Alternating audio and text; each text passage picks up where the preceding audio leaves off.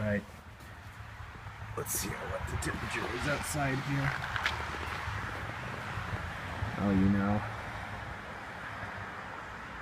-11. That'll work.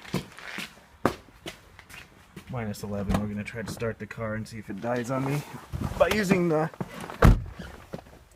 clear flood method. Get it into focus here.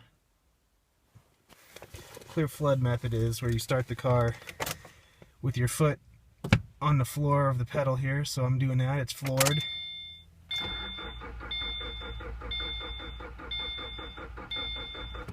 Doesn't like that. I really didn't like that. So let's cycle it off here and try to just start it the normal way.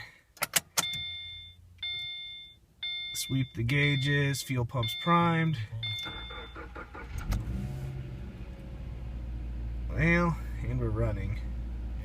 So, didn't really want to start using the clear flood method too hot.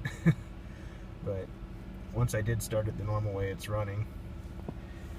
And it's really cold outside, so